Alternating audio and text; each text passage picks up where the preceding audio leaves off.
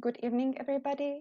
My name is Andrea Hrůzová, and on behalf of the organizers of tonight's event, I would like to welcome you on a discussion that, alongside with my guests, I'm going to moderate. And tonight we are going to present two international guests who are going to reveal with us what is important in the fields of artistic PhD. And this discussion is going to be the last part of the 3-day-long event called Třikrát Umělecký výzkum, or 3 times on artistic research. On Wednesday night, we started with Mika Elo, the search for inspiration, and to explore the question, what is important if we are writing on art and on artistic research? How to position ourselves in this process, and how to situate and contextualize this specific writing in the larger field of academia and academic writing. Yesterday night, we had the Czech edition of this program when we welcomed 4 guests coming from different artistic fields, and together we were talking about their own experience with artistic research and about how artistic research is being taught and conducted on individual academic institutes. Tonight, we are going to explore together the issues related with artistic PhD, which is a really important field in the sphere of artistic research. And I believe that it's very crucial to understand what are the criteria, what are the expectations, what are the limits set by the institutions, and also what is the position of artistic PhD within the larger academic world. So today we are here to discuss all these issues with 2 our international guests. The first one is Marquard Smith, and I'm very pleased to welcome here Mark. Hello, Mark. Hey, Andrea, Marquard nice to see you.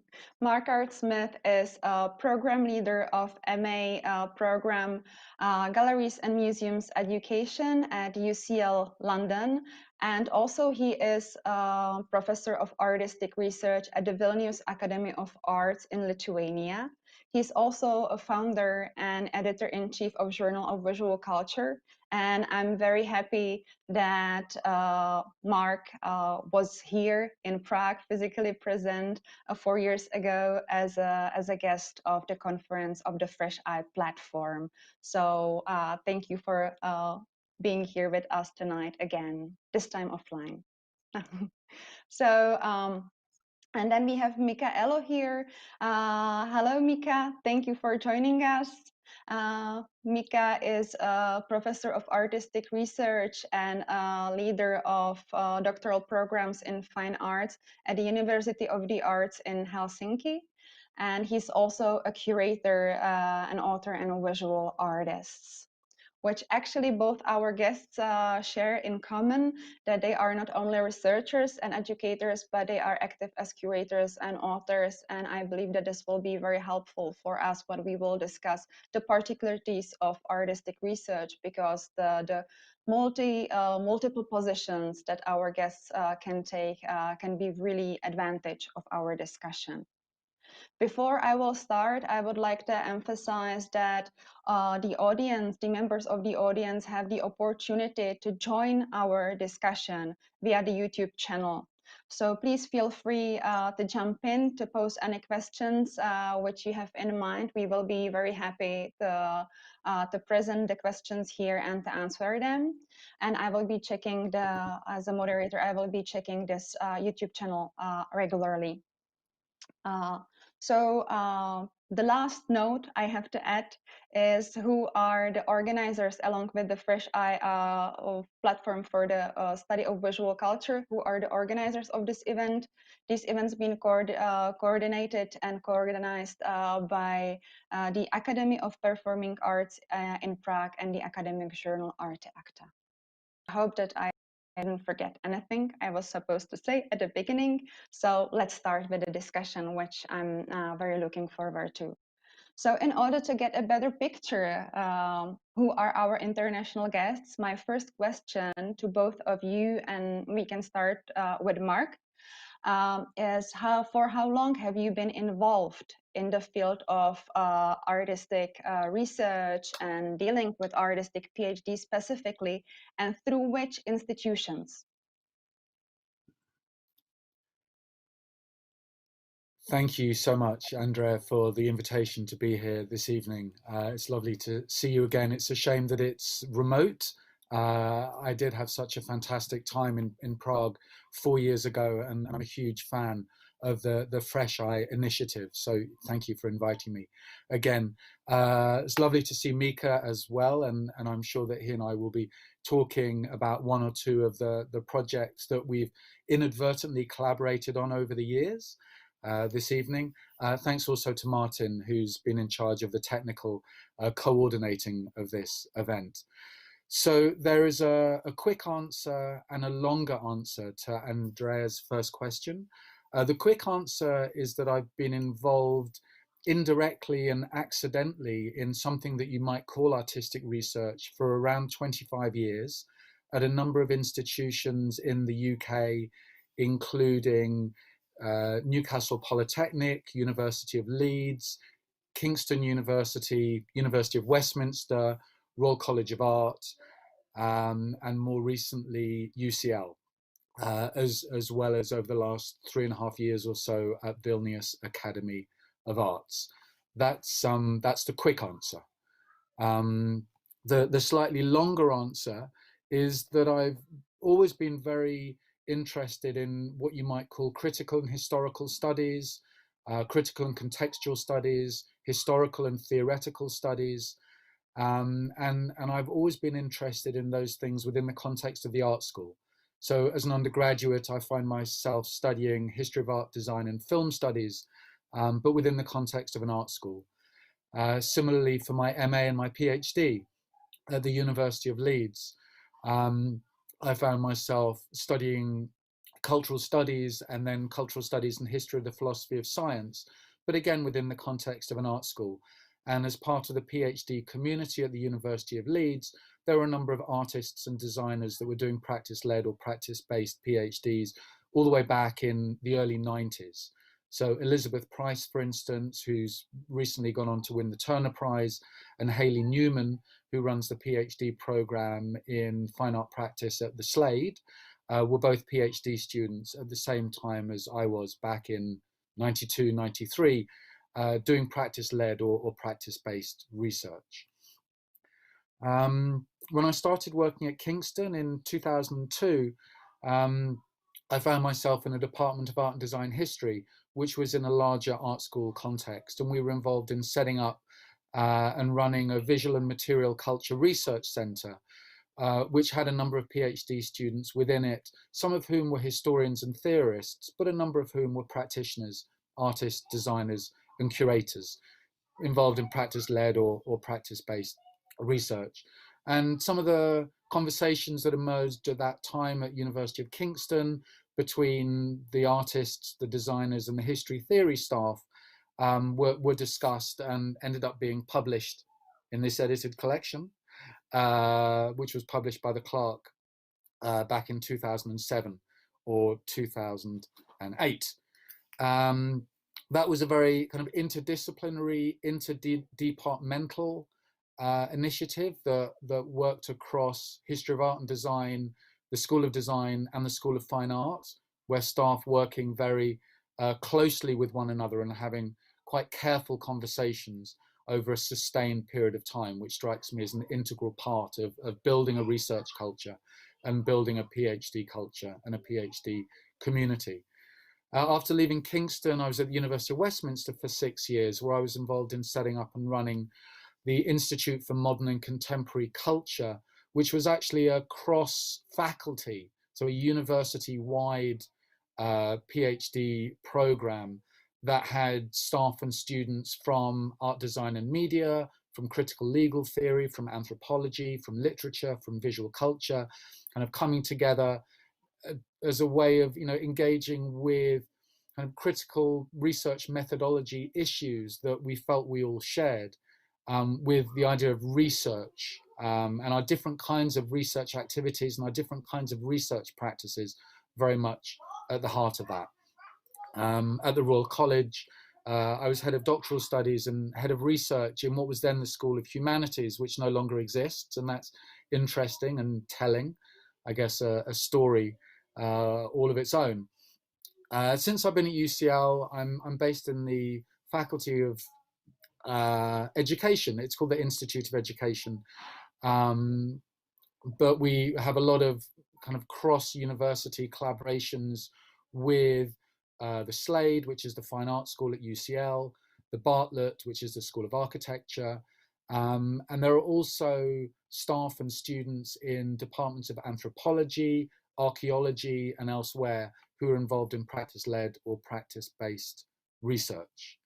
I've been involved over the years in organising events at kind of cultural organisations like Tate and the ICA in London around, I guess, what you'd call theory within the art school. So, you know, again, historical and critical studies and the role that plays within the art school. And I guess more recently, in the last 3.5 years, as I said, since I've started working at Vilnius Academy of Art, working directly with PhD students who are either artists, designers, or history theory students, we've been thinking again very carefully and very directly about research, and working collaboratively with the National Museum of Lithuania on a series of public-facing events on the subject, one of which culminated in this book, this co-authored book, which is freely available. You can find it anywhere on the internet, on research, practitioner, educator, curator. That's probably more than enough. I'm done now. Thank you for this presentation of the very interesting journey through different departments and institutions. I believe that we will be talking about the issue of being based in the Department of Theory within the art school, as well as we will get to the topic of interdisciplinarity. So definitely something to take care about. And then also I would like to alert our audience that the book you showed us that you recently published along with the National Gallery in Lithuania. So we also presented it on our Facebook, so you can find the link there and you can download it. You don't have to Google it right now. Okay, so I would like to ask the very same question to Mika, and also, okay, I can see that already the mic's been turned on. Great. So the same question for you, Mika. So what's been your trajectory, professional one, you took or you've taken within this field, and through which institutions? Thank you. Yeah, hello. First of all, thanks for the invitation, Andrea and other all organizers. And I would like to say, I think my journey is rather straightforward compared to Mark's, but it's about in the same time frame. So over the past 20 years or so, and I've been involved with what we now call artistic research in very many different roles. First as a doctoral student from the late 90s onwards, and then in various postdoctoral positions, and then since 2015 as the head of the doctoral program in fine arts at the University of the Arts Helsinki. I did my PhD in another university in Helsinki, which was then called University of Arts and Design. It is now called Aalto University. It is more like University of the Applied Arts, whereas the university where I'm now is the University of the Free Arts, whatever it means. But anyways, during my doctoral studies, that was the phase where the where the lively discussions around about artistic research emerged around the PhD programs.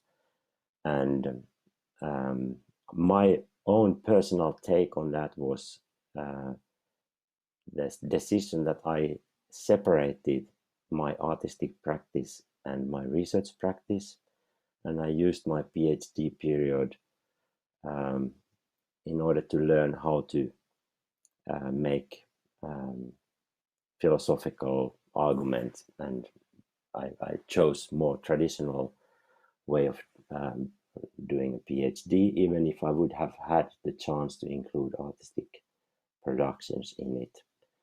And during my postdoc period, after 2005, when I accomplished my PhD, I started to look for meaningful ways of combining artistic practice and more philosophical or theoretical research.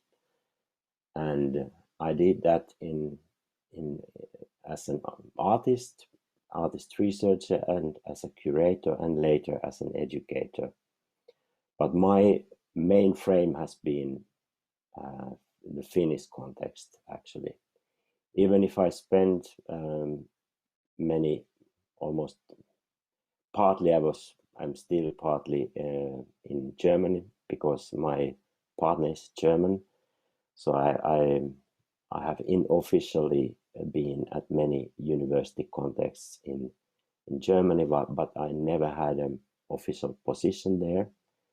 But I followed actively the image research discussions, the Bildwissenschaft discussions in Germany. So that was my kind of home base, more or less, during the early 2000s. And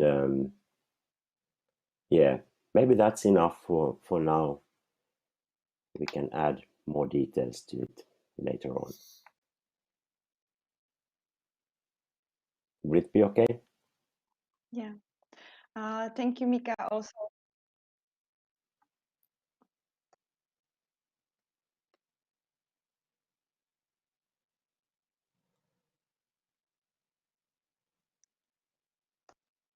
Now I don't hear anything. I don't know if the connection works. Andrea? She is logging in. Okay. But I've heard the whole story. Now we hear. Yeah, and I heard that the more details can come later. So perfect. So obviously we are still on the same page. I'm sorry for the technical problems. It can just easily occur. So now when we know a little bit more about your background, so I would like, and I'm very glad, what's your actually personal experience of doing the artistic research as students, which I find very important, that also you included not only, we're not talking only from the position of professionals and educators, but also from the positions of students. So I would like to ask you, what were the at that time, like,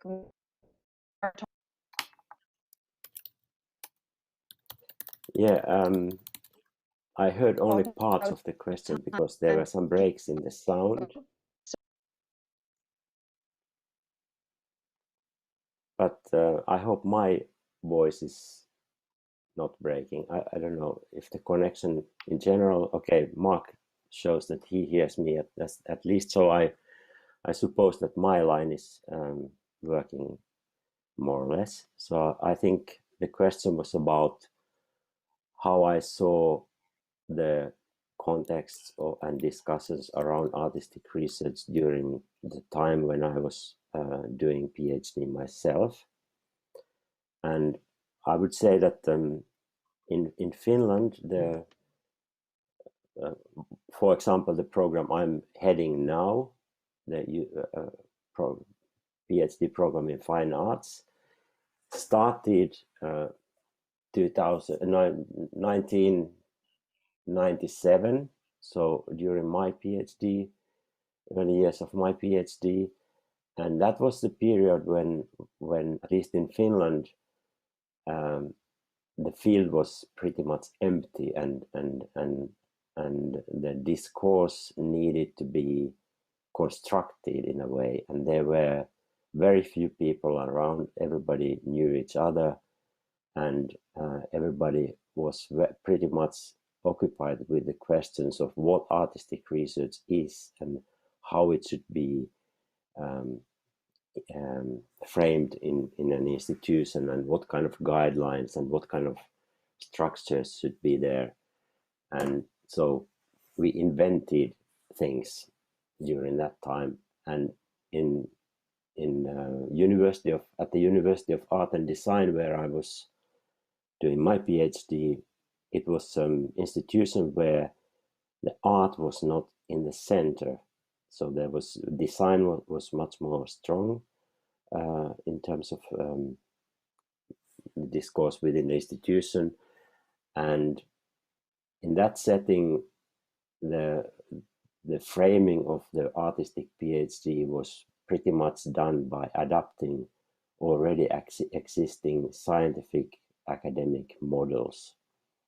And I myself draw the consequence of that I wanted to learn that game, the rules of that game, but I didn't want to mix my artistic practice with that. And but the situation has changed a lot since then, and we can talk more about that, why and how it has changed. But the early period of late 90s and early 2000s was pretty much focusing on questions of how to institutionalize artistic research, what it is or should be, and what it might be.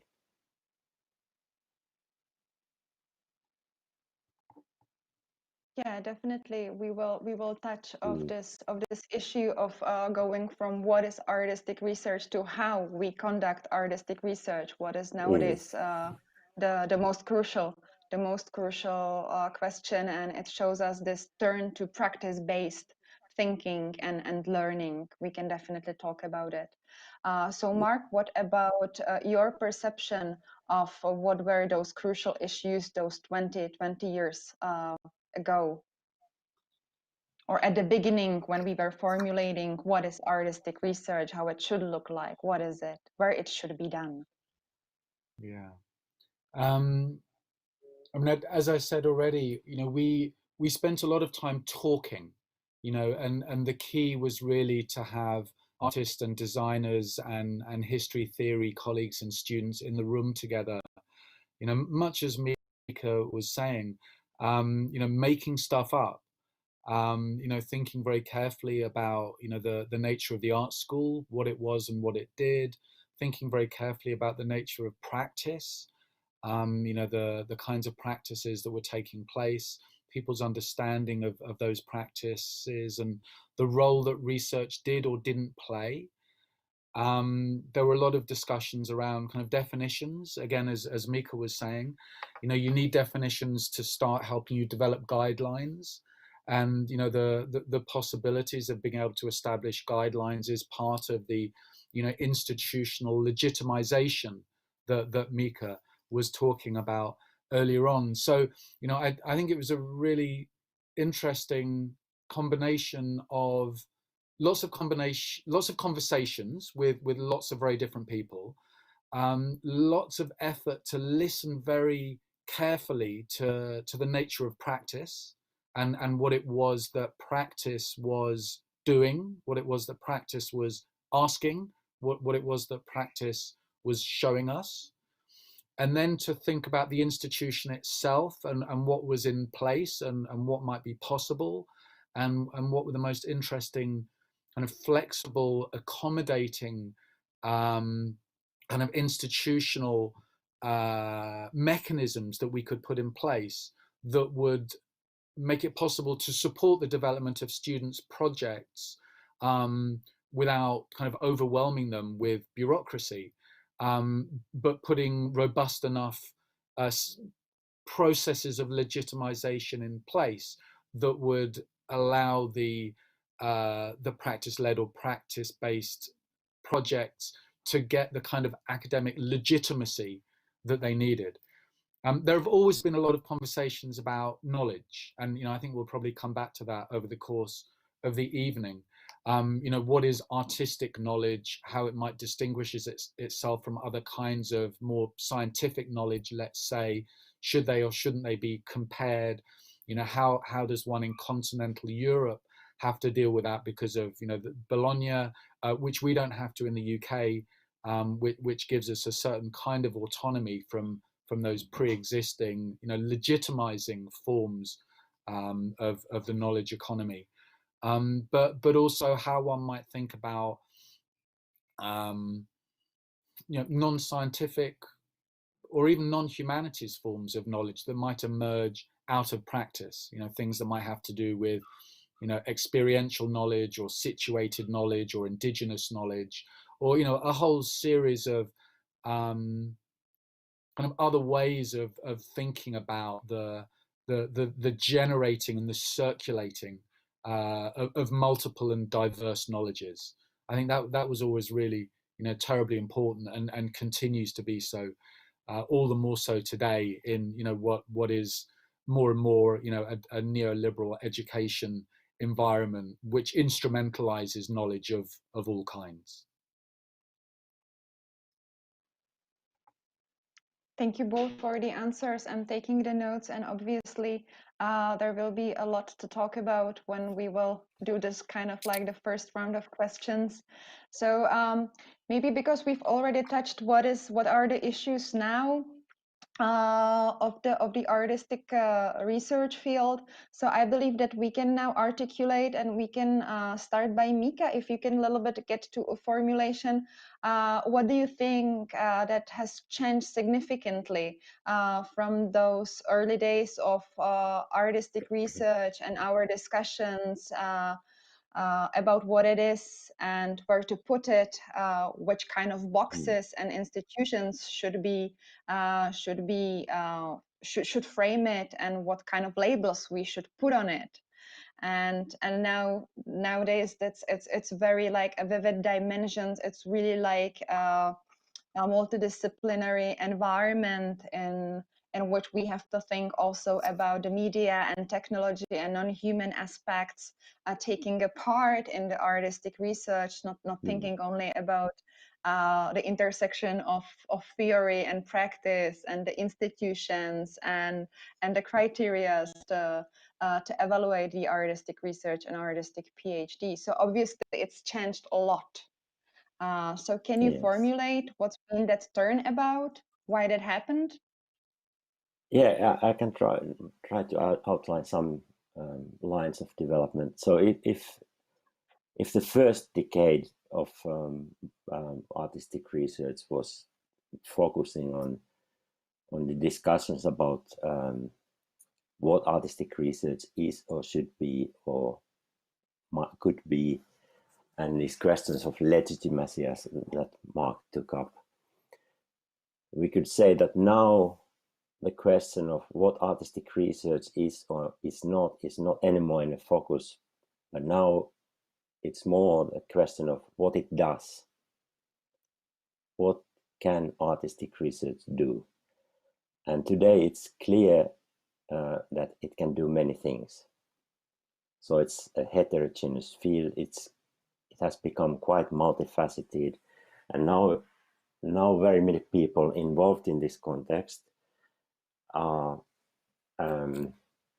concerned with issues like what kind of allies would we need, or what kind of cooperations could be relevant with other fields of research or other institutions, other groups outside the university contexts, and so on. So the questions are going in very many directions, and people work in very different ways as artist researchers. So that would be the main shift I observe, and I personally think it's a good development. It's very promising multiplicity that we are seeing now. Thank you for that. Is there something you would like to add, Mark? Some aspects of this shift that was here described by Mika? Yeah, I mean, just very quickly, you know, to say that, you know, I think, you know, dividing it up in that way makes complete sense. You know, that there is a period of conversations, of questions, of discussions, that there is a period of legitimization, you know, which I think is ongoing. And, you know, I'm just going to stop there for a second and, you know, say that, you know, there are journals of artistic research, you know, there are regular conferences of artistic research. There have been, you know, exhibitions and biennales and triennales around exhibition research. Mika and Henk's research, Henk Schlager's research pavilion at Venice has been going now, I think, for 4 iterations. You know, there's more recently a Vienna Declaration of Artistic Research and the Florence Principles on the doctoral in the arts. So these are all, you know, quite extensive, you know, and significant kind of legitimizing mechanisms, you know, which need to be noted in part because I don't think one has to go back and start all over again. You know, that these things are in place and they are there to be drawn on and developed and transformed, but are there for sure to be used as the basis for people that are interested in thinking about an artistic research community or a PhD program in artistic research. To go back to what Mika was saying towards the end, I think this question of what art does and what design does is absolutely key. You know, what practice or praxis, you know, does, and the way that it's driving and shaping and determining the debate becomes more and more interesting to me. And, you know, if I've seen anything in the last few years, but, you know, certainly in the last 12 months, it'll have to do with the urgency of you know, the question of what it is that art and design can do, should do, have to do. Yeah, I'll leave it there for the minute. Thank you both. And then my question, like the following, and kind of like embracing the both answers, would be how to deal with this heterogeneity and this interdisciplinarity and this moment of artistic research expanding to different disciplines and fields and actually putting emphasis on different ways of learning and thinking than we are usually taught in a society. So all of that has some limits when we are discussing the artistic research and the artistic PhD in the institutional frame of academia. Because I do believe that, of course, now we are in different contexts, Marks, in London and partially in Vilnius based, then Mika, and having this international experience from Finland and from Germany, me sitting in Prague based in Czech Republic. So of course our academic institutions, they work differently, they look differently, but we can say that those are some machines which do produce the knowledge, they do produce some academic outputs, they require some processes and mechanisms of legitimation and evaluation of all the outcomes. So how to accommodate the artistic research in a way how it nowadays looks like and the trajectory it's been set now, how to accommodate it within the traditional institution of the school and the art school. So, Mark, do you have a comment on that, please? Sure. I mean, invite Mika and I and other people to come over, and you know, we will charge very modest consultancy fees. I think, as I was just saying, one doesn't have to start from scratch. There are lots of models, there are lots of examples, there are lots of websites, there are lots of different ways of drawing on 20 or more years of PhD programs that have been more or less successful in different kinds of ways. I think what's really key is what's happening on the ground, in a particular institution, in a particular city, in a particular country, and the kinds of conversations that are taking place there, and the groups of staff and students and non-academics that are involved in those conversations, and how they can have really kind of careful, thoughtful, critical conversations with one another about developing missions and visions and strategies and these kinds of things. If you're talking, Andrea, about a more traditional institution that might not as yet have been thinking about an artistic PhD program, my guess is that there are a lot of people across the institution that have been doing practice, whether that's fine art or design or media or performance or theatre, or ethnography, anthropology, a lot of different kinds of practices that are involved in the kind of the self-reflective experimental nature of artistic research. So what's already in place? Who are the people? What are the departments? What are the programs? What are the resources?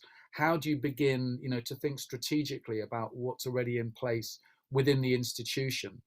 You need staff, you need resources, you need that kind of infrastructure, but you also need a willingness to work across the institution and from the institution to other institutions of higher education, and also beyond them to institutions that might be cultural, that might be community based, that might be activist, that might be non-governmental, that can offer a kind of an expanded sense of what a community of practice can be, and what can be done because of that.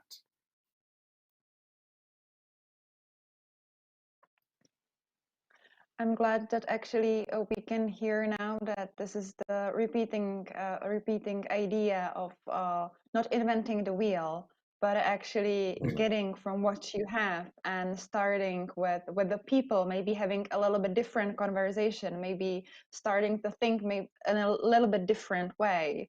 But you don't have to actually delete everything what existed, and to hire new people and completely transform your environment, but maybe just to do a different kind of setup and installation, reinstall that, reinvent the environment. That's really important. Thank you for that. Mika, what would be your response to that comment of the limits set by the institutions of schools? Yeah, I very much agree with what Mark described, and I would like to highlight another aspect of the whole setting, and somehow the ways in which artistic research has been installed in institutions and PhD programs. As Mark said, there are many models existing, so you don't have to start from zero, but there are also some mistakes done that you don't need to do again. You don't have to repeat some parts. And I think the main issue is that what could be avoided is this kind of split produced between the art context or artistic culture and academic culture. Let me explain what I mean. I have observed in many contexts this kind of strange phenomenon where artists, well, good artists who actually do something like research within their own, as an organic part of their own artistic practice, they don't find it interesting to operate within the frame of academic artistic research or artistic PhD programs. And that has to do with the way how this kind of academic protocols have been emphasized too much. And therefore, I think it's very crucial to, when you start building up those programs, that you try to keep them as open as possible, as a kind of non-disciplinary, transformative frames where that attract artists who have a genuine interest in transforming their artistic practice in some sense, and who have genuine interest in collegial exchange and critical discussion, and who have genuine interest in engaging with new, for them, new contexts, other contexts, where beyond the art world, or beyond the traditional mechanisms of art world. And if you manage to build up that kind of frame, then it will become an intense frame for collegial exchange and artistic research for many kinds of practices, that they can foster each other and be in an intensive exchange of ideas. But this can happen only if you downplay the disciplinary framing of artistic research and downplay the protocols that, of course, a PhD program needs protocols and needs some disciplinary structures, but if they are in the foreground, I think it's not productive for a viable research culture to emerge. So this was my angle to this. Thank you for that. In a way, you've already opened another questions which I prepared for both of you, and that would be how you envision the strong PhD program. So Mika, you've already suggested the openness of the frame and this downplay of the academic side of it, protocols and some which will kind of like weaker the institutional limits which we are facing when, in a way, how we communicate and then how we interact within the academic environment. So are there any other features of this strong PhD program which actually then is able to fulfill these goals of teaching and learning and educating in more like a practice-based and heterogeneous way? Which would be the other features? Yeah, I mean, I could add a couple of things.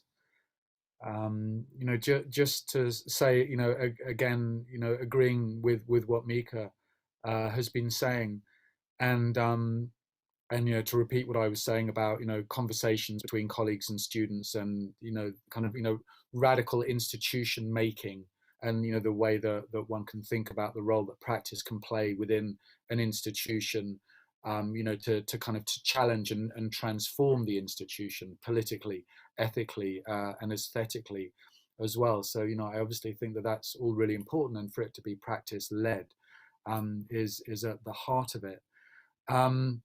I wanted to kind of add one thing, really, you know, which is to say, well, two things very quickly. The first is that, you know, what you're doing and how you're doing it is really important. But for me, the real question is why you're doing it, you know, and that's a question, you know, for institutions and for, you know, professionals within those institutions. You know, why does it matter? You know, why is it something that's worth doing? You know, that effort to kind of to build a research culture, a research community, an environment that's kind of supportive of encouraging practice, you know, is super important to me in principle. But you know, there has to be a reason why an institution and a group of individuals are interested in making that effort. The flip side of that, I guess, you know, which is sort of a word of warning, has to do with the over professionalization of practice. You know, and it's something that's been an ongoing conversation for a couple of decades. You know, why do we need practice-led or practice-based research? Why do we need artists and designers with PhDs? Why do we then start populating our art schools with artists and designers with PhDs? And what does that do to the experience of students within the art school or the university?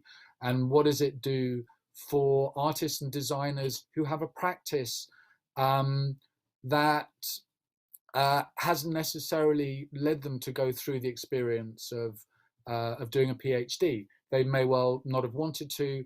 It may well not have occurred to them. In this country, they may well not have been able to afford to.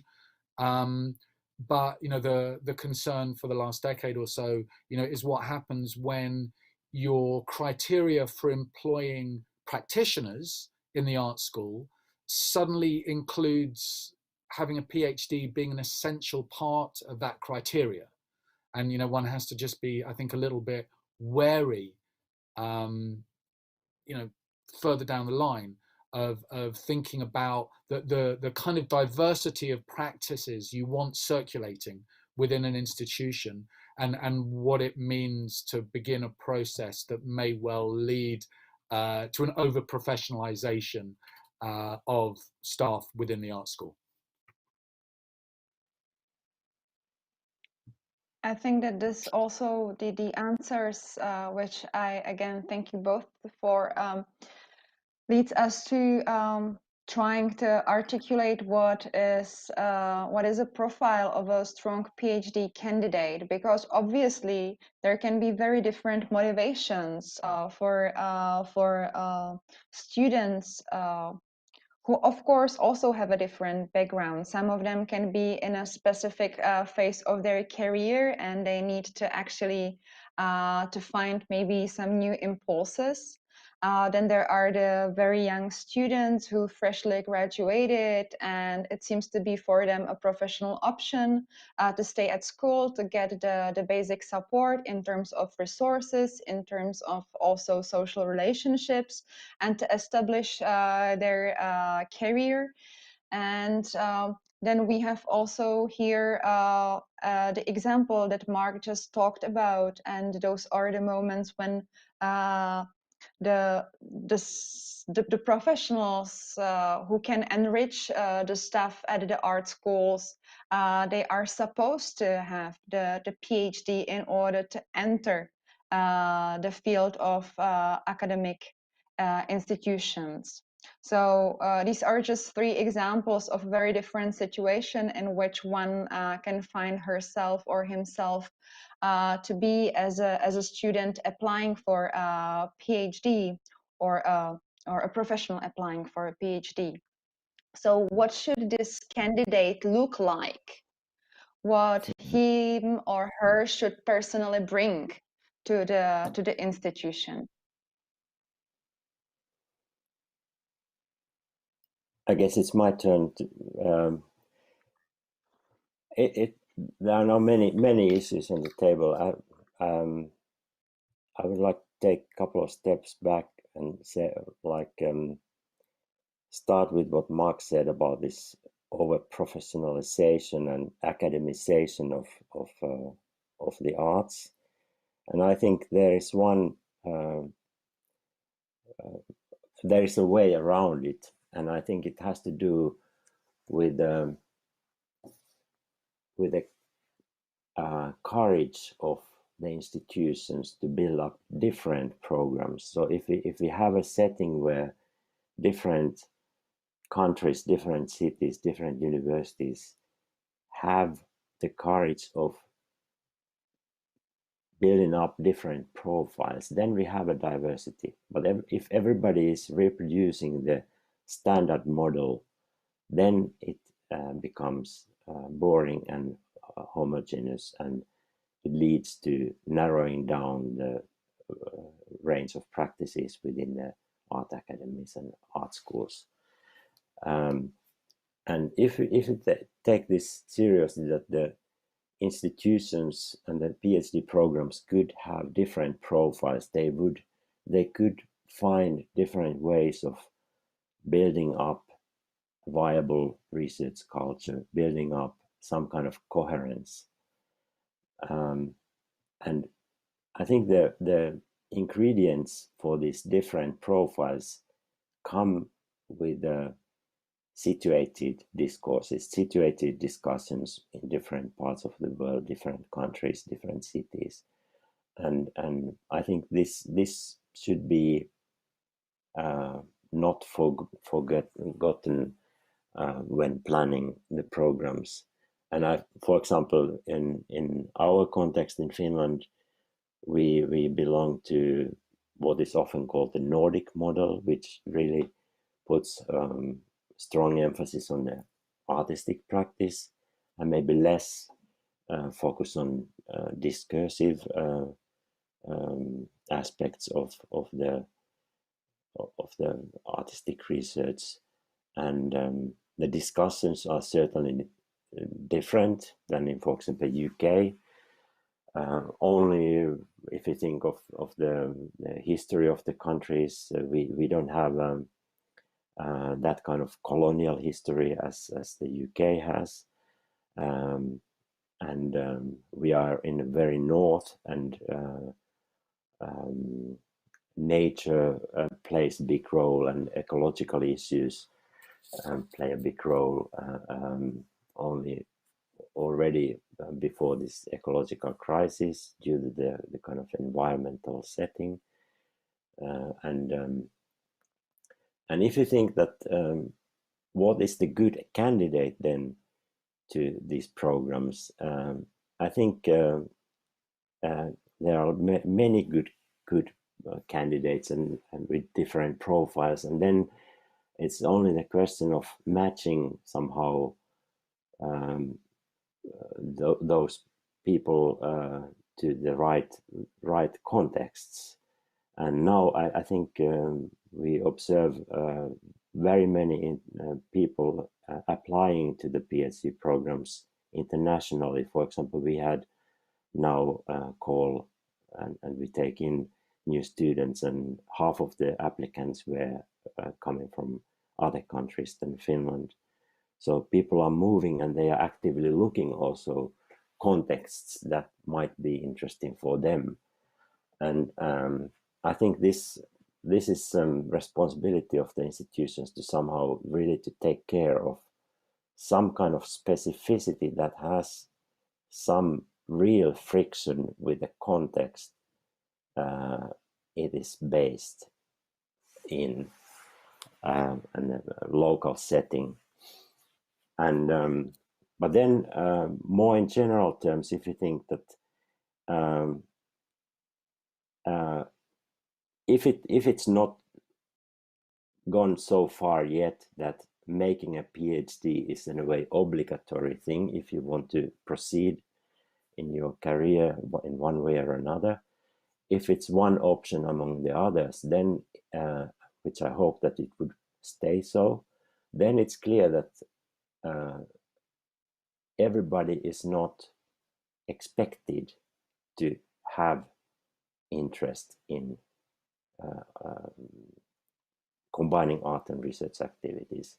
All forms of art are not necessarily research, and then it's clear if everybody is not expected to do a PhD, then those candidates who would be good then for PhD would be that kind of artists who really have an interest in widening their expertise and transforming their practice, looking for new kinds of contexts, new kinds of allies, new kinds of cooperations, new kinds of critical discussions. And that involves, of course, a willingness for learning something new, something that you might not know yet. And then again, the difficult tasks for people who are recruiting those candidates is then to read from the application materials this potential, which is probably not yet there, but it somehow is signaled in the way the applicants, PhD applicants, present themselves. For example, it's not necessarily to be a fluent writer in academic terms, but doing a PhD, a good candidate has at least interest in that kind of activity, even if it would not be the main focus and would never become the main activity. But there should be this kind of genuine interest in learning new capabilities and widening their expertise and multiplying the ways of working as an artist. Thank you, Mika, for pointing out on those That's a two bit aspects, complicated answer, but yeah. I think that we do have a time for that, first of all, and then that it's actually like, I think that all we are talking about is actually very strongly interconnected. So it's not easy just to ask one question and to give the final answer to that. So what I wrote down for myself as those two important highlighted aspects is this situatedness and this specific context which we can provide our candidates with, which I very much appreciate to be told, and also this curiosity then on the side of the applicants. Being able to embrace this openness, which we are already talking about since the beginning of the discussion. Mark, would you like to add to Mika's presentation some aspects of your vision of the very candidate? quickly. To add that I agree very much with what Mika was saying about institutions and candidates. When it comes to institutions, I think that they need to be making clear what they're doing to craft a PhD community, and how they're reaching out, and how they're kind of careful thinking about why they have a PhD community, why they want to develop a community of practice for artists and designers and curators and writers and so on, why it might appeal to people. I think it's really important for them to do that, rather than sitting there waiting for applications and wondering why they keep getting the same kinds of applications from the same kinds of people again and again and again. So that's one issue. Another issue I think has to do with funding. It was really nice spending time with Mika last summer, and we were working with a group of PhD students there from around the world, and it was amazing to see the kinds of students that were coming to his university in Helsinki, and also to Aalto University, and realizing that there were things that those institutions were doing to reach out in a lot of different and interesting and kind of creative ways. But in addition to that, one of the appeals to an international candidate was funding. And funding is obviously vital. In Lithuania, at the Vilnius Academy of Art, all of the PhD students are funded. There are only 8 or 10 each year. So, in the Department of Doctoral Studies, we maybe have about 30 or 35 students. It's a very kind of well-scaled, I would say, research community. But if you look at somewhere like the UK, for instance, we have very little funding for PhD students in general, let alone in the arts and humanities, and let alone for artistic research. And the majority of that funding is concentrated in particular institutions. You know, at the same time, we have maybe 150 universities in a really small country with 60 million people. And, you know, more than half, maybe 2/3 of those institutions will have some kind of PhD provision for practice-led or practice-based students, the majority of whom are unfunded. You know, so just as an example, you know, the Royal College of Art, as you know, the best art and design postgraduate institution in the world, according to the QS World Rankings, they probably have about 300 PhD students in an institution that's got around 4,000 students. In my faculty, the Institute of Education at UCL, we probably have around 1,000 PhD students, the majority of whom are not funded. So, you know, the difference in scale, you know, between small bespoke programs where funding's available and these kind of monstrously large PhD communities, which, you know, it's not really tenable, to be honest. And, you know, the market has been deciding in higher education in the UK for 2 decades now, in ways that aren't always beneficial to the students themselves. The last thing I wanted to say, just to go back to a point that Mika made, you know, there is a difference between artists and designers who have a practice and people that decide they want to do a PhD. You know, and it's terribly important to, you know, value and validate and legitimize any and all forms of practice and how they might contribute to what an art school is and what an art school does. Now, if somebody decides they want to do a PhD, that's a decision, right? It's a decision to do that in the context of an art school with the rules and with the regulations, which include all of the hoops you have to jump through. If they want to get on with their practice, they don't need to do a PhD, right? You know, I agree with Andrea completely. You know, it's an opportunity to step back and take some time. It's an opportunity to get access to resources. It's an opportunity to get some funding to get on with your practice. But I always think that's a little bit disingenuous. You know, I always think that if somebody signs up to do a PhD, they should be thinking about their practice within the context of the art school and what the art school is and what the art school does. They should be thinking also about the role that research might, could, should play in developing and transforming their own practice as their project unfolds over 3 or 4 years.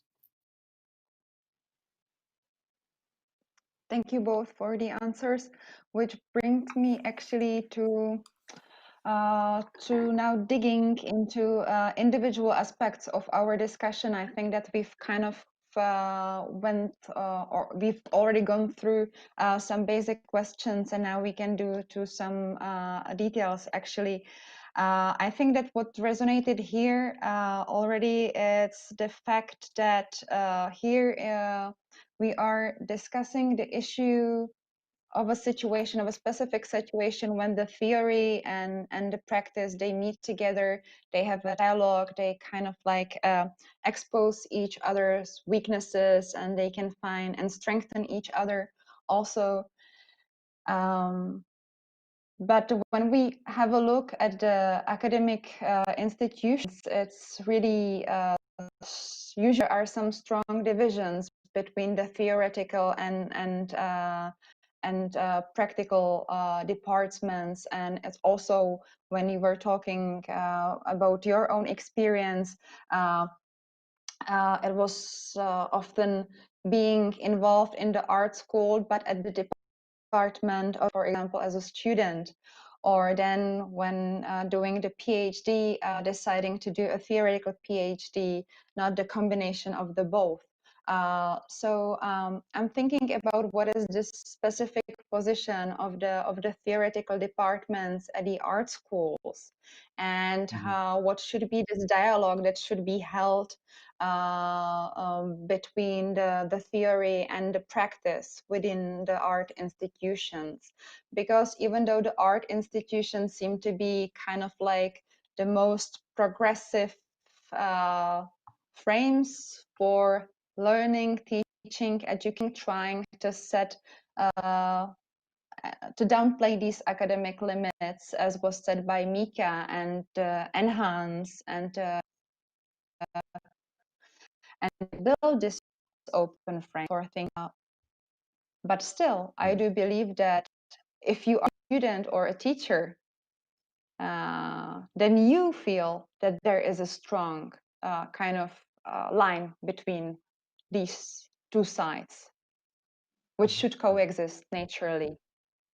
Would you like to comment on that? If this is still the experience of yours, or is it something as an obsolete dualism that doesn't work anymore? I can comment on that. So first of all, I think there are very many different kinds of institutions, and some art departments are inserted within a science university, and some art schools have the status of an independent university. Like in our case, we are a merger of three art institutions: the music, theater, dance, and fine arts. And we have the university status without being a part of a science university, and that makes a huge difference in terms of what kind of pressures and what kind of standards the institution imposes upon artistic PhDs. That's one level. And then I think on the more kind of practical level, let's say, what we do, for example, we have distanced ourselves systematically from this kind of setting where that was normal for 10 years ago, that each PhD student in the arts would have one academic supervisor, like supervising the theoretical part of the PhD project, and one artistic supervisor supervising the artistic part.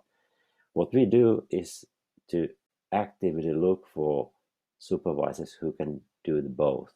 And luckily, there are lots of that kind of people around nowadays, because there are many artist researchers who have done the PhD and have these both competencies. And I think this is very important in terms of the development of the research culture, that we don't reproduce the divide between practice and theory. I think it's completely unnecessary. And yeah, I leave it here. Thank you for this example. I think that it's a great idea for how to actually change something that as we were talking about, not inventing the wheel again, just change the situation, just do a different installation of the environment, and this is a great example of that. Thank you for that. And Mark? Yeah, I mean, Mika, gives us an answer to one of the benefits of the professionalization of artists and designers within the art school, is they can supervise artists and designers in the art school, which sounds like I'm being sarcastic, but I'm not. I think it's actually a really good thing.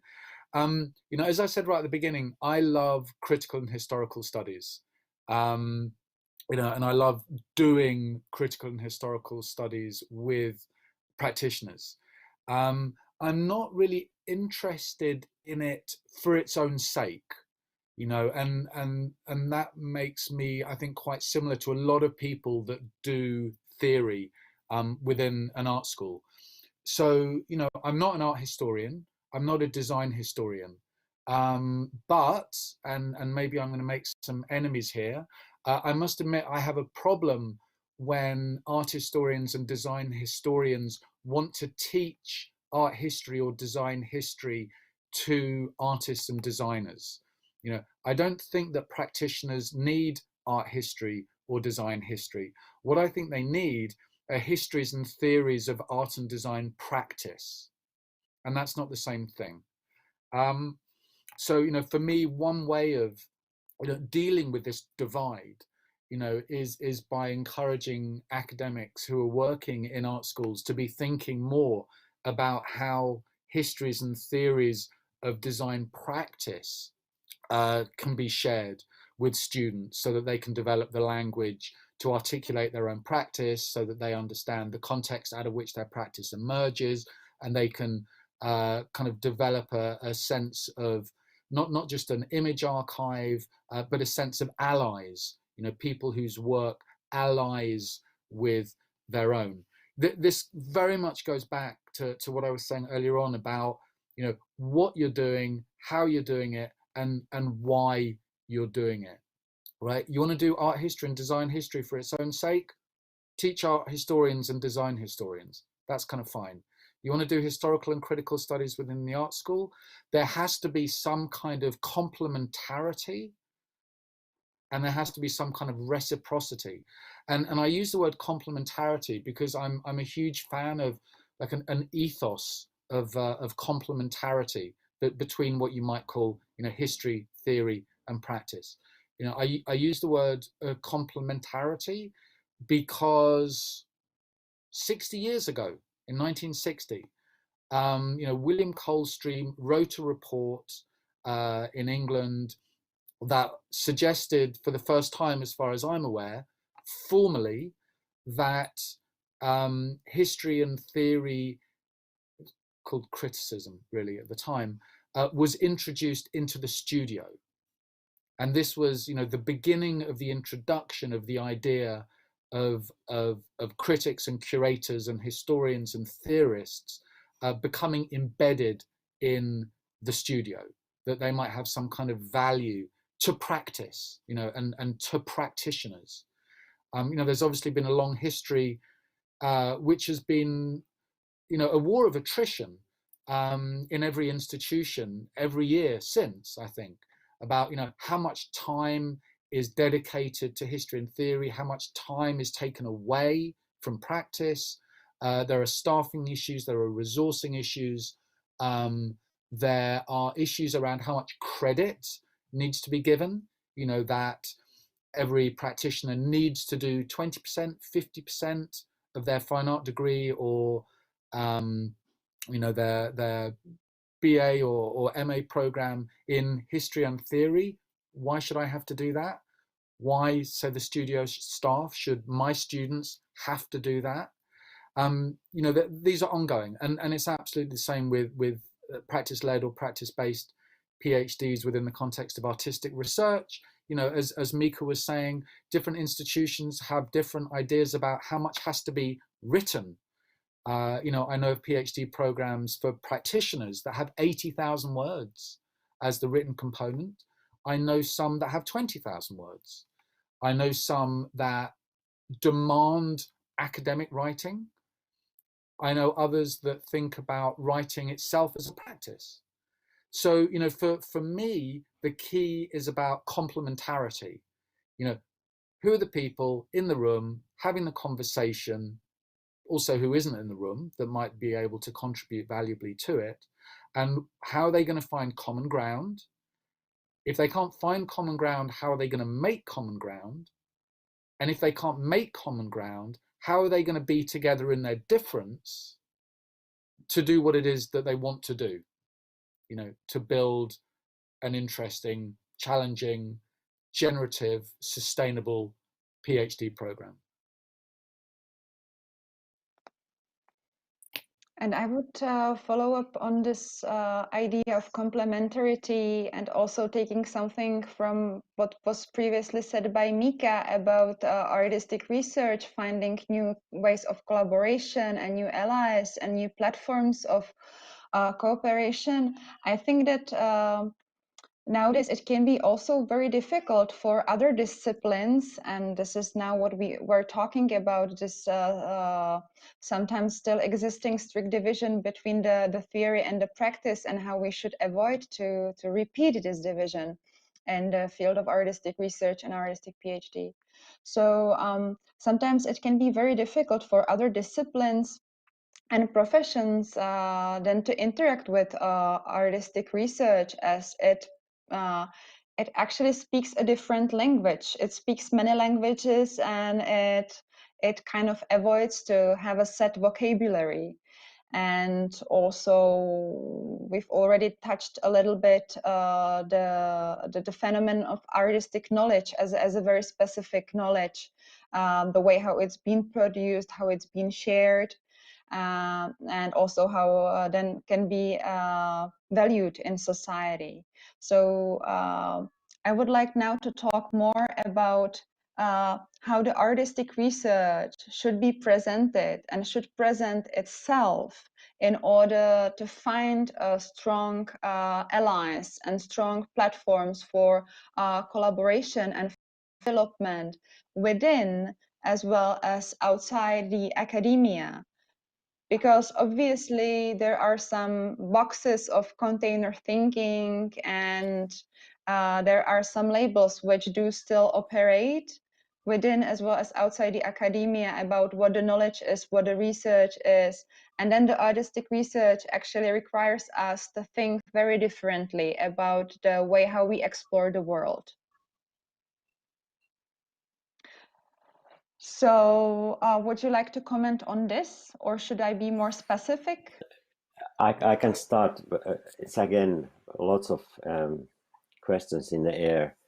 I can start with concrete examples. I'm involved in a research project that is funded by the Academy of Finland, which is the main scientific research funding institution in Finland, and that recognizes artistic research. So we compete from the same money as all other fields of research, and we managed to get funding for a consortium which has 3 small parts.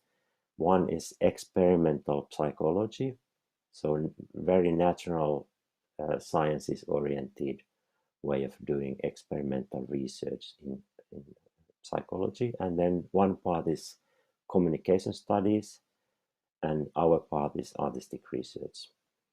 And in this setting, it's clear that communication studies and artistic research are much closer to each other than for example, the communication studies and the psychology, experimental psychology. So through this example, I want to illustrate that it is not necessarily so that artistic research would be a very strange bird in the field of different research areas. So there are the sciences and scientific settings are very different from each other.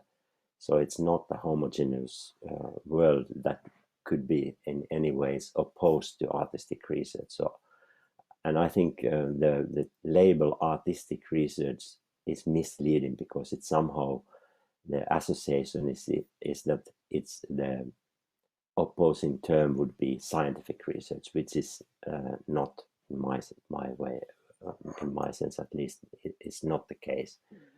So maybe something like research in the arts would be a more proper term, because it would imply that within the arts there can be different research settings, different research initiatives and modes of research, and in the similar way within the sciences there are lots of different research modes and settings going on. So so this interdisciplinary or multidisciplinary setting is something that can accommodate artistic research very well. I don't see any problem with it.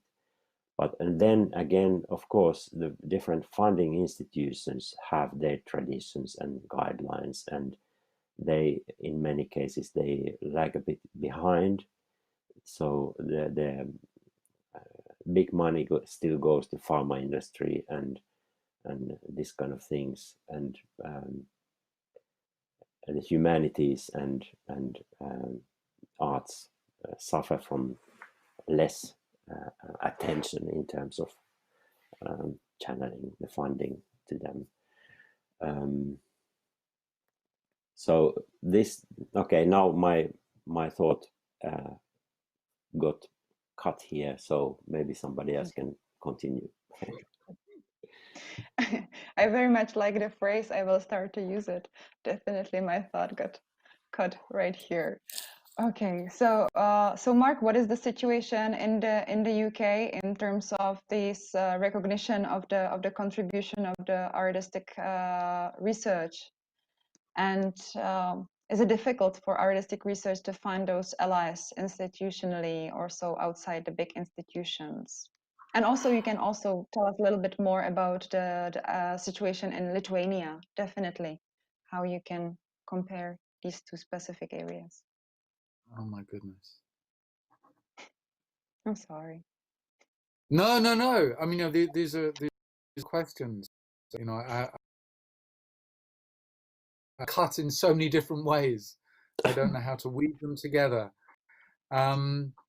Let me avoid your questions for a minute, and just kind of respond to something Mika was saying, if that's okay. I thought it was really interesting to hear him say that artistic research might not be the right term to use.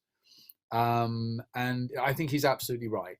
I think there's something like research in the arts kind of makes more sense, and it's funny, to go back to the conversation we were having half an hour ago, where we were discussing how definitions were 20 years ago. And those discussions take place, and one agrees on a set of terms, and then off you go to the next stage. But of course, these definitions are always flexible and changeable, and they can often kind of concretize or ossify in ways that aren't particularly helpful. So I think being a little bit nimble with one's definitions is really quite important.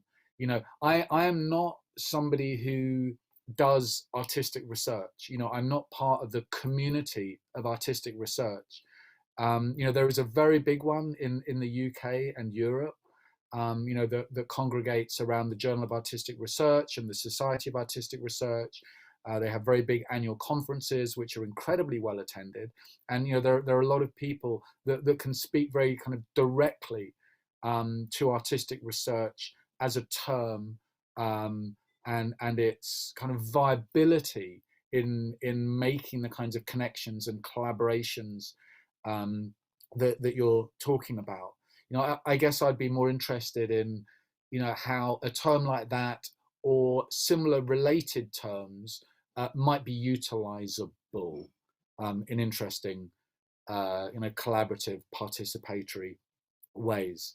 As I said from the beginning, I'm interested in practice-led, practice-based research, and how critical and historical studies might help to offer some tools that might be utilizable or transformable by practitioners. I was thinking as you were talking as well, Mika, about kind of what's particular to artistic knowledge, and I agree completely that we constantly get caught in this trap of what is scientific knowledge the minute we start talking about artistic knowledge, and it's a false dichotomy, and it's not particularly useful. And of course, it's worth reminding everybody here, all three of us, that there's a lot that's actually shared by artistic practice and scientific and medical practice. Experimentation and experimentality are at the heart of it. That there are processes of trial and error that are integral to both. That there are ways of going about doing research and methods and methodologies that are deployed that are very similar in a lab or in a studio. And the nature of searching and researching overlap in lots of really interesting ways. So one doesn't want to set up a false dichotomy, but what one wants to do, I think, is to be able to really push one's understanding of what might be distinctive about artistic knowledge, or what it is about the nature of certain kinds of knowledges that might emerge by way of art or design practice. And here, I'm thinking about Michael Schwab's discussion and the discussion by others of the idea of expositionality, and thinking about the way that art and design might have the capacity to expose itself as research. And for me, that becomes the interesting question that Michael asks, is how art and design have the capacity to expose themselves as research in ways that are distinct from science or medicine or the social sciences or the humanities and so on. So that for me is really key, that expositionality. I very much like this note because it reminds me a lot this discussion, which I believe was held by Henk Borgdorf, who said that actually it's not about that there are two ways how to enter the issue of artistic research, through the legislation and the institutional frame and the Bologna process, and then talking about how we can actually expose and to make visible this specific contribution of art to the society through producing a very specific knowledge and experience, like for larger society. I'm not strictly speaking only about the academic realm. And that also kind of takes me to my another question, which kind of takes us outside the realm of academia, and which I was now holding for all the time our discussion. And I would like to ask you, where do you see the contribution of the artistic research and potentially also the artistic PhD projects for larger society? I mean, nowadays we are living in the very specific times of many troubles, turbulences, obvious changes, which goes from the environmental to technological to kind of like changes in a collective psyche, which kind of has been affected by all of that. So here I'm thinking, what is this artistic knowledge that is very unique and that can have a strong impact, not on the academic fields and transformation of academia. I think that we've talked a lot about it now, but how it can transform how in society we think about the problems we are facing too, or the way how we solve, or we trying to solve the problems we are facing too. I think one way of approaching to this question would be, I take a couple of words from Mark that he said earlier. So artistic research, let's use this term now, could help us to move from questions of what to the questions of how, and also to the questions of why. And I mean this in a very kind of wide sense. If I think of what's happening in our world now, how the world structure is eroding, I think artistic practices can really contribute to refocus the societal processes more from what towards questions of how, and at the last instance also to the question of why. So I think, and it has to do with if artistic practices manage to demonstrate the value of multiplicity of knowledges and the value of less recognized knowledges or less valued knowledges, and demonstrate somehow that this kind of multiplicity is really needed in our world, and this kind of universalizing tendencies of modern science are not really those kind of processes that help in cultivating that kind of things that we need in our world. We need much more multiplicity and situated knowledges and coexistence of different practices that can be in exchange with each other without taking over or recuperating each other, and that somehow mutual coexistence of different knowledges. And I think this is massively visible, and I'm sure that Mark can confirm that also from the UK perspective. All these kind of issues that are present in the art schools, questions of decolonizing the knowledge and decentering the human and rethinking the role of the Western culture in the world. And so these kind of things are really at the core of the questions and discussions of artistic research today.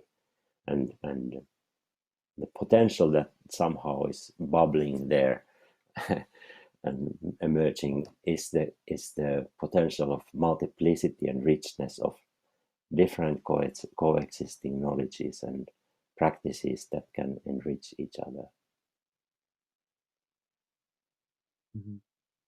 I think that this is really important, that again we can hear the echo of the idea of heterogeneity, but on many levels. Now we are even talking not only about like the way how we conduct the research or how we explore the problems, but now we are talking also about the heterogeneity in terms of being able to talk to others and to coexist through different platforms. And I think that it's a really important moment, namely nowadays when in these turbulent times many people are nowadays escaping to trying to find some fixed and stable positions which are supposed to be provided to them by some national myth and fake populist mythologies. So I believe that this is really like about being able to imagine new ways of having different conversations and different way of approaching the other and approaching the world around us. And so Mark, would you like to react on that? Yeah, I mean, just to confirm and affirm, Mika's speaking on behalf of multiplicity. I mean, I take Achille Mbembe's discussion really seriously about a diversity and a diversification of epistemes, of different kinds of knowledges, of different kinds of knowledge traditions, and different kinds of knowledge systems, and how one might develop a pluriversity, and not to think about the university as a uni, but the university as a pluriversity, which is what he talks about. So no, I think that's absolutely vital and necessary and urgent. And I mean, just to say that I steal the word urgent from some recent activities that have been going on in the PhD community at the Royal College of Art, who have been kind of speaking quite kind of publicly about what the point is, like what the urgency is of the arts and why it matters that there are artists and designers, and what might it be that they're doing that can make an active contribution by way of their practice, by way of the different kinds of knowledges that they might be generating, and the ways that they might distribute them, that can respond to the kinds of turbulences that you're talking about, Andrea, and you know, perhaps to contribute as artists and as designers to finding other ways of being in the world. You know, I think it's really important, you know, to say, as an artist, as a designer, you know, there's a modesty, but also a positionality and a clarity that goes along with that. So, you know, I have friends that collaborate with scientists, let's say, but they're not scientists, and they're very clear about the fact that they're not scientists. But as artists, they make a particular kind of contribution that, in collaboration with others, turns into something that's much bigger, much more important, much more impactful than anything any of them could have done on their own. So, you know, I think that's really quite important as well. The other thing that I think is really important is for universities to stop thinking that they have something to tell the rest of the world, and that we might want to stop and spend a little bit of time listening to what's going on, you know, and we might actually learn something. You know, I think that that there needs to be more reciprocity, you know, and I think that there needs to be more porosity, and I think that there needs to be more, you know, kind of active toing and froing between institutions of higher education and cultural institutions, and, you know, charities and community centers and activist organizations and so on and so forth. And I think, you know, if you're talking about, you know, the rise of national populism, you know, across Europe, for instance, if you're talking about COVID and the pandemic and the lockdown and the impact that that's had, if you're talking about the anti-racist protests over the last 3 or 4 years, you know, there's no way that an individual academic or a group of academics have got the nous to make a particularly significant contribution, but in collaboration with non-academics, I think it's possible to do something.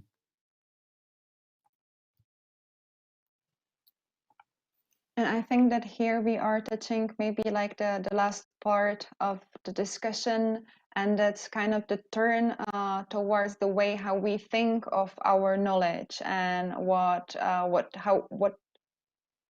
and about what we know and how it can be shared with the others through the university and through the platforms outside the university. Because obviously what artistic research gives us is, and also requires from us, is really a self-reflexivity and being able to step back and to find your own context, your own position, and to be able to be subjective. And to say that you are subjective, this is your position, and then from this position you know that you will get to a moment and to find a situation when you will be in a conflict with other positions. But this is something which is a process and then requires some dialogue. And I believe that this is really a transformative moment about the way how we think that how we think about our own knowledge, our own position, what our knowledge can be, how much knowledge can we reach, how much knowledge can we share, and how much knowledge do we need in a way. Because I think that what the universities and the academia has been taught us is that there is some general knowledge, that there are some basic grounding fundamental elements of, for example, humanities are, and what and how the research looks like.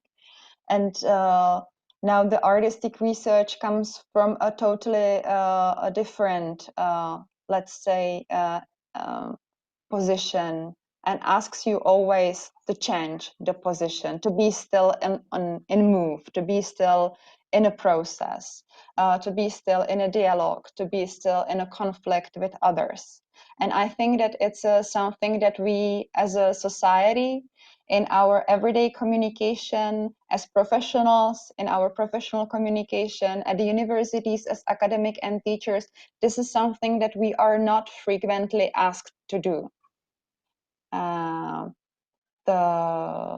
That we are required to get and to share some general wisdom that then will make us all kind of equal human and will turn us to some progress. So I do believe that we still actually are talking and living really in this kind of a paradigm of a kind of general and collective rationality, and not just like a multiple dialogue from individual positions which are changing. So if you can comment a little bit on this, if you feel that this is happening, that this is something which artistic research brings and can learn us, and we can learn from the artistic research this. I can try to kind of answer diagonally. I something got activated from your talk, and it has to do with temporality of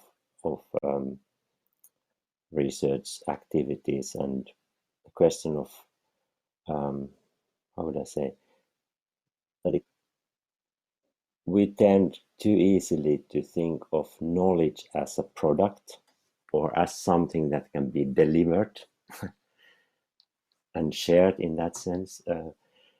But I think research in the arts can also demonstrate that knowledge can be embodied, and it can be embedded in ways of being and ways of being together, in ways of embedded in the practices. And in that sense, it is not only something that can be delivered or published or made into a commodity. And I would say even that the most valuable knowledge that the arts can contribute to the world is that kind of knowledge that is embedded in the practices and embodied embedded in the ways of being together. And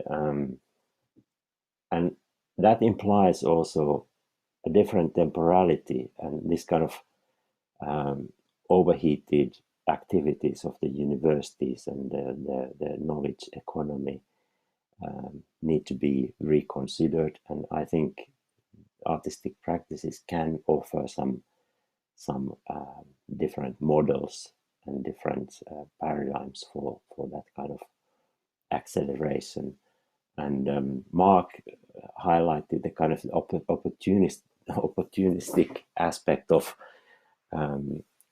going into PhD in order to have more time for one's own practice. That's one side, but I think if you think on the level of the research culture, I think this kind of slowing down is very valuable, and I hope that it would be more something like a mainstream in the artistic research context.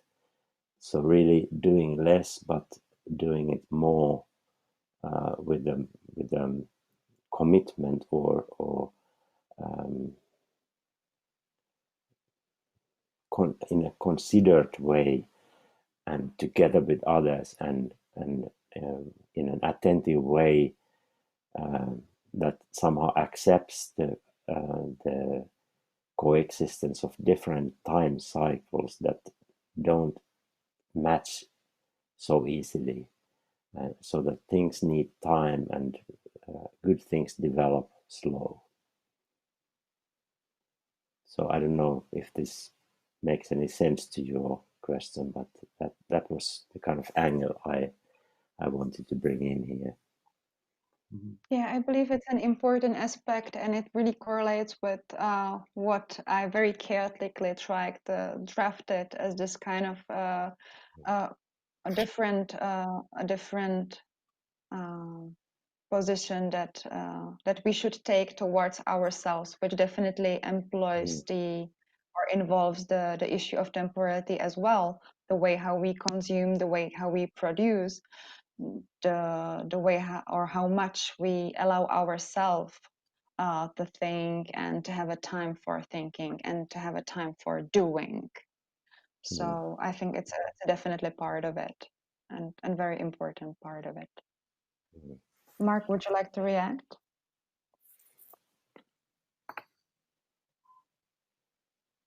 Yes. Perfect. I Then agree. I your agree. turn.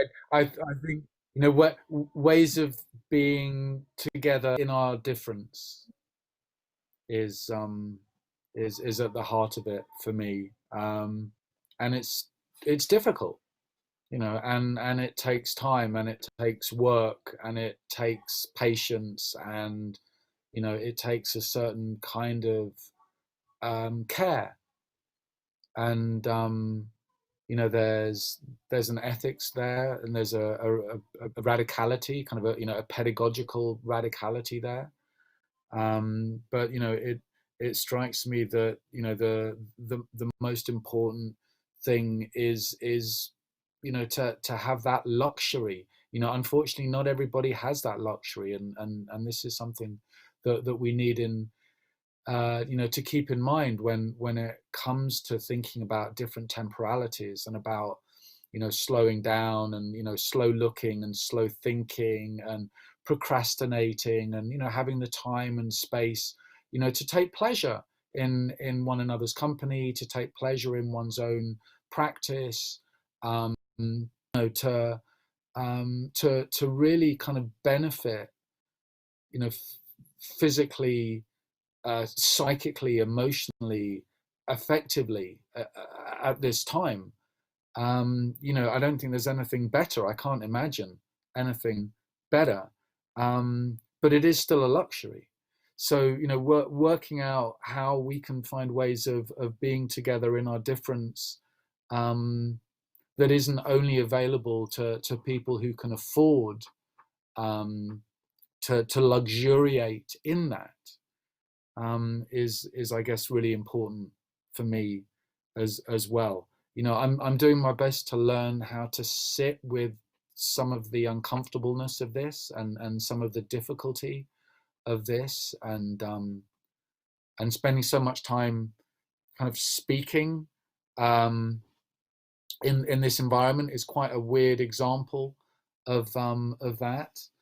You know, at the same time, I recognize that, you know, that's the format, and that's, you know, the logic of the platform.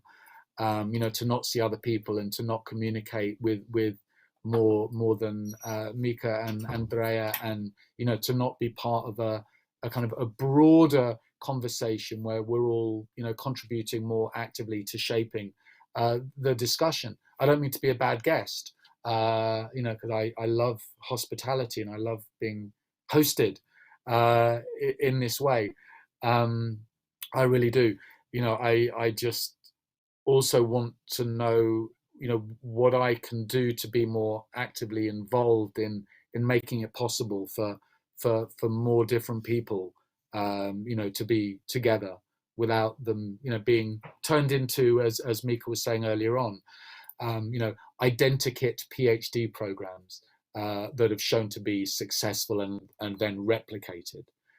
You know, and going back to the money issue, you know, I think money is really at the heart of it. I wish it wasn't, but I think it is. And so if there are ways that artistic research can kind of leverage, you know, a little bit of cash out of their institution, out of the funding bodies, and to develop the kinds of interdisciplinary cross-institutional projects that Mika was talking about, you know, the more of them, the better, as far as I'm concerned. So if there are any funders out there who are listening, you know, please feel free to be more generous towards artistic research. That was And really sometimes, nice yeah, this was imagine really if, nice call. All the founders, definitely. So go on, Mika. They imagine if artistic research would get as much money as pharma industry, what would happen? A good point. Because our time is really running fast. It's a really great discussion. Thank you for that. I would like kind of to sum up some points which I'm trying to kind of grasp from all the notes I was taking. Then I would provide you with a short moment for any kind of comments to this kind of summary, and then I would end our session for tonight. So what I really, when we started our discussion, I think the super important point was the idea of working with what we do have around. If we want to establish or we want to do some significant progress in our art PhD programs, then we should more to think about the way how we communicate together and how we organize the things together and how we organize ourselves, and maybe to change this environment. Not completely like dismantle what we have and to try to build from the fresh founding something new, but to think about how we can change in order to get some fresh air into the existing programs. Then what was really important, how we defined or how we articulated what is important for the PhD programs. It's the openness of the program, some effort to downplay the protocol and the academic limits and the institutional limits, and to enhance and to highlight the potentiality of collaborations, of heterogeneous platforms, academic, non-academic processes, approaches, media, which can get together and they can invent something new, they can experiment, they can touch each other, and then something new can be observed and explored. So this openness, which allows this heterogeneity on many levels, is really important for the artistic PhD programs.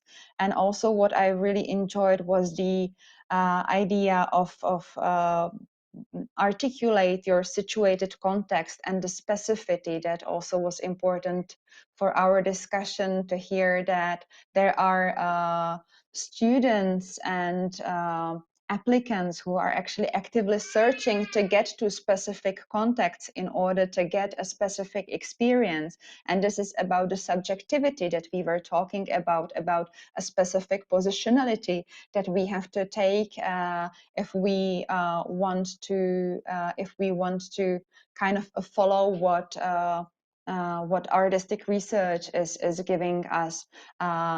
To be able to embrace this openness means to know where I'm standing and where I'm trying to go. And also on the sides of applicants, this kind of curiosity, not their specific vision of them being professionals in that or that particular area or reaching a specific knowledge, but being able to get out there with not knowing what will specifically happen during the process, but being actively self-reflective and participating in the process, and appropriating and embracing this exchange that cannot be defined, or how it's going to look like, with whom specifically during the time of the artistic PhD. So to be able to learn new things, not to be afraid to learn new things, which are undefined at the beginning.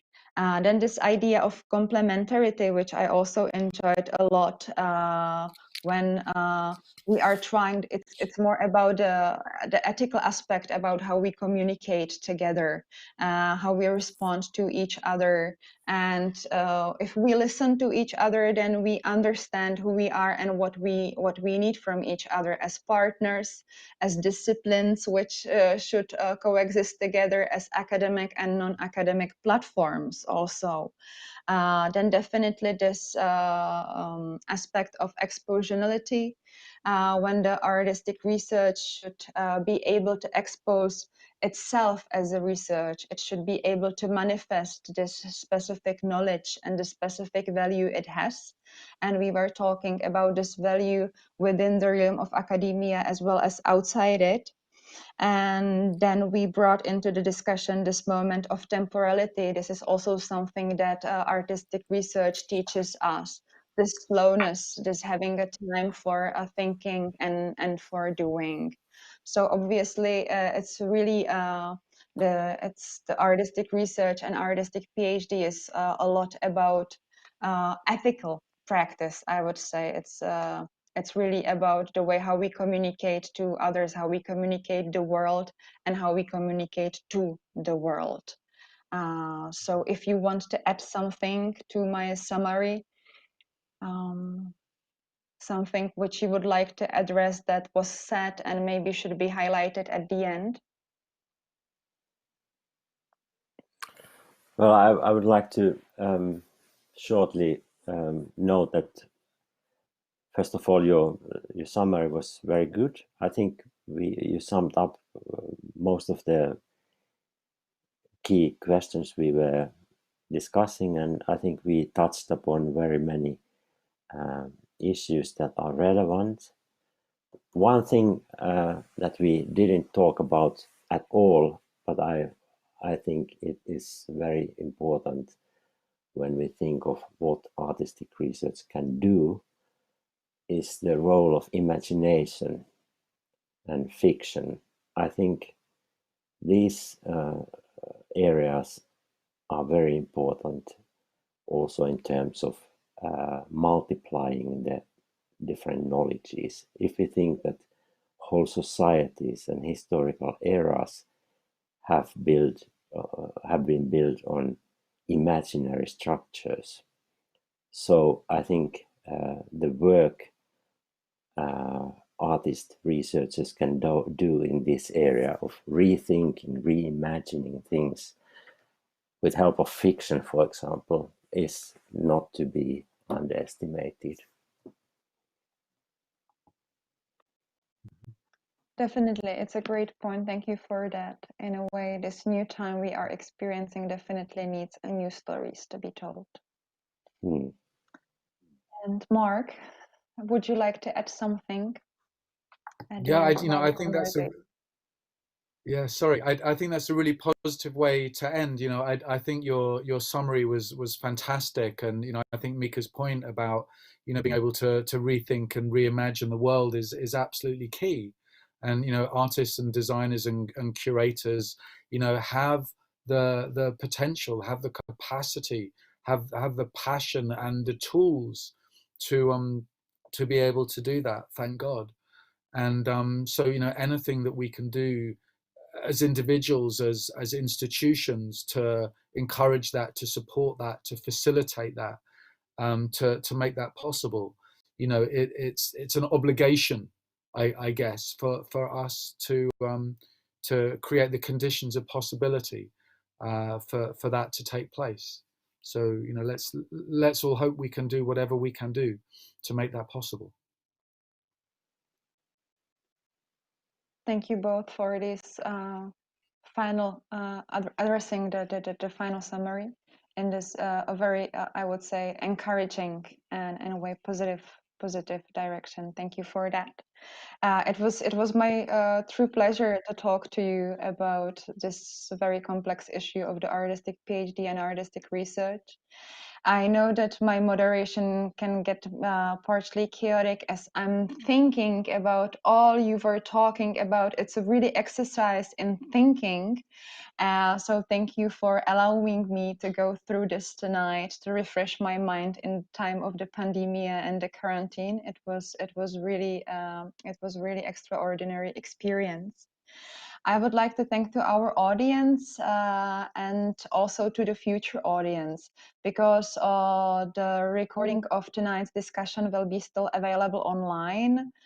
All the viewers can find it on the website umělecký výzkum.cz.